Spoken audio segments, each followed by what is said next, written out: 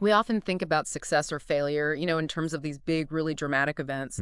But what if the real key, maybe, lies in something? Well, something far more consistent, like how we handle what's already right there in our hands. Right, that day-to-day management. Exactly. Think about it, that line between really thriving and just sort of getting by or being prepared versus being completely caught off guard. Yeah. It often boils down to this whole idea of stewardship. Yeah. It's a principle we really want to unpack today. And, to really get a handle on stewardship in action, Mm-hmm. we're diving into a really powerful and timeless story. It's Joseph in Genesis.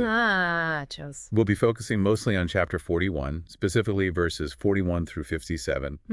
It details just a huge pivotal moment in his, frankly, extraordinary life. His journey up to this point has certainly been anything but easy, has it? I mean, Not at all. betrayed by his brothers, sold off into slavery, and then even though he did the right thing, thrown into prison, it's just setback after setback. Must have felt crushing. Absolutely. And any one of those things could have just defined him, could have broken him completely. Yeah. Yet, when we get to this point in Genesis 41, everything just flips. Joseph is suddenly brought before Pharaoh himself. To interpret those dreams, right, the ones nobody else could figure out. Exactly. These crucial dreams that basically hold the key to Egypt's entire future. It's survival, really. And what happens next is just, well, it's remarkable, isn't it? It really is. Pharaoh sees Joseph's insight, this wisdom, and just elevates him right to the top, second only to Pharaoh himself. Mm-hmm. Can you imagine that sudden shift from the darkness of a dungeon one minute to wielding immense power the next? It's a staggering climb, absolutely. Yeah. But it's so vital to understand this wasn't just, oh, great, Joseph got a promotion, Wow. as Pharaoh says right there in verse 41. See, I've set you over all the land of Egypt. Yeah. This huge elevation came packaged with profound responsibility. Okay, because the dreams predicted. 7 years of incredible abundance, yes, but then followed immediately by 7 years of just devastating famine. Wow. So Joseph wasn't just handed a fancy title. He was entrusted with this monumental task. Prepare an entire nation for a crisis nobody saw coming, manage their very survival. The sheer weight of that trust, it's immense. Okay, let's really dig into that specific point. This idea that being given, a position or resources or whatever, but without the wisdom or maybe the preparedness to manage it effectively, that can lead straight to failure. It's a powerful warning, isn't it? Definitely. Joseph's story really seems to highlight that the promotion itself wasn't the endpoint, the triumph. It was what he did with that opportunity, the stewardship part. That's what truly mattered. Precisely. And it does make you wonder, doesn't it? What was it about Joseph, even before this massive promotion, that sort of signaled he could handle something this big? Yeah, good question. I mean, his actions back in Potiphar's house, and even managing things in prison, though they were tough situations, they probably showed a certain level of competence. Trustworthiness. Must have. But like you said, this new role, it demanded a completely different scale of management. You're talking overseeing the farming, the storage for an entire empire. Yeah. It wasn't just about his personal integrity anymore. It was suddenly about national survival. And that description in the text of those 7 years of plenty, it's almost unbelievable. It is. It says Joseph gathered so much grain it was like the sand of the sea, to the point where he just stopped measuring it, couldn't measure it. Yeah, beyond measure. It's almost impossible to really picture that quantity.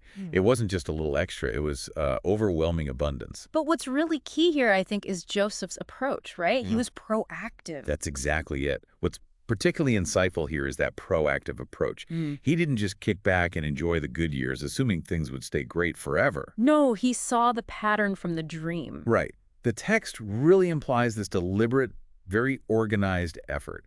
Collecting, storing, managing this extraordinary surplus.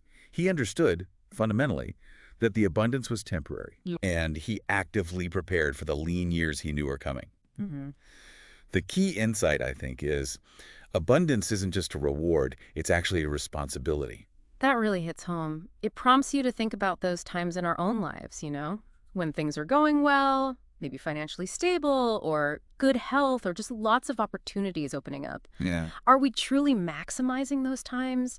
Are we preparing for potential, bumps in the road down the line? Are we actively gathering our own grain, whatever form that takes for us? And this raises a pretty crucial question maybe for you listening right now.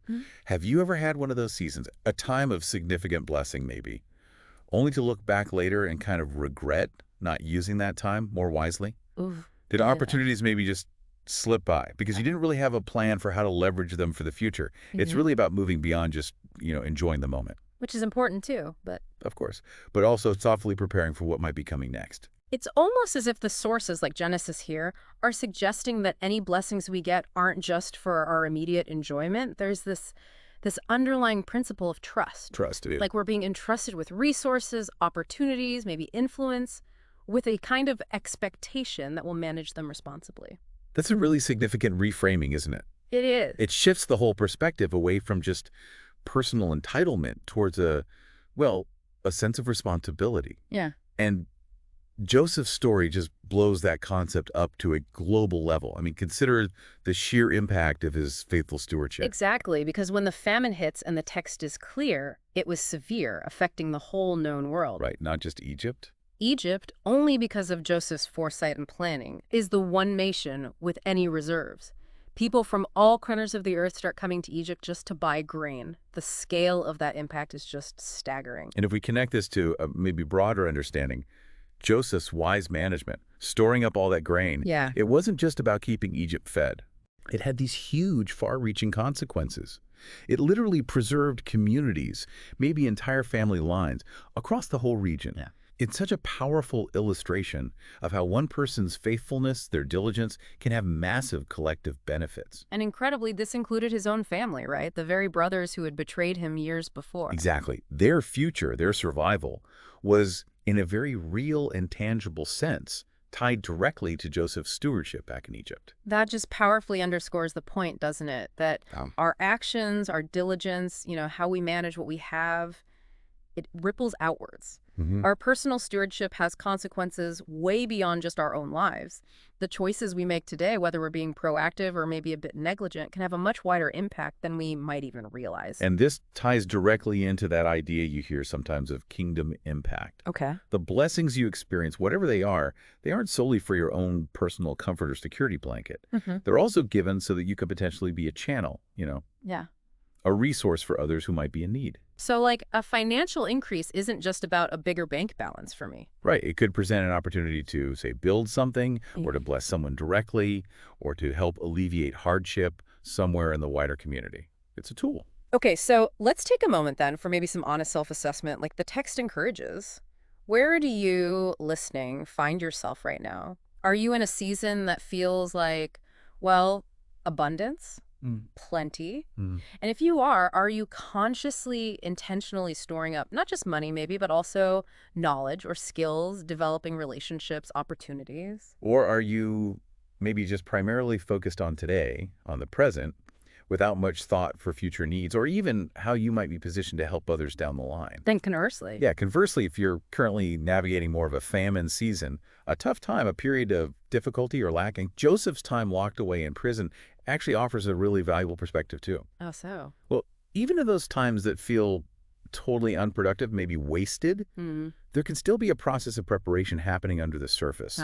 Just as Joseph's character, his abilities, were likely being honed and tested while he was in prison, maybe your current challenges are actually shaping you for future opportunities. Okay. And perhaps God is even preparing a source of provision for you that you can't see yet. It all seems to circle back to this fundamental idea then, that there's a kind of inherent order in things, a principle of, sowing and reaping, preparation and provision. So. And the call is for us to align ourselves with that order by being responsible stewards of everything, big things, small things, whatever we're entrusted with. Therefore, the call to action seems pretty clear, doesn't it? Cultivate diligence. Be diligent in managing what you have right now. Actively seek wisdom. Be intentional about preparing for the future, because really, how you steward what's in your hand today, that may very well determine your ability and maybe even your capacity to navigate future challenges and, crucially, to help others. Yes, and to extend help to others when they hit their times of need. So as we kind of wrap up this deep dive into Joseph's incredible story, the main takeaway feels pretty undeniable. Yeah. His life just stands as this powerful example of wise, effective stewardship, managing resources well during the good times, the seasons of abundance. It's not just about your own personal security down the road. No, it's more than that. It seems absolutely critical for successfully navigating future difficulties, whatever they might be, and for generating a positive, genuinely far-reaching impact on the world around us. Absolutely. And maybe as you move forward from this conversation, take some time, really think about the full spectrum of resources in your own life. Okay. Go beyond just the obvious, like finances. Hmm. Think about your time, your specific talents or skills, your relationships, the influence you might have. All of those count as resources. I think so, yes. Uh, How are you currently stewarding each of those areas? And what might be the long-term implications, good or bad, of your current practices? It's definitely a question that deserves some thoughtful reflection, wouldn't you say? it really does. Lots to think about there.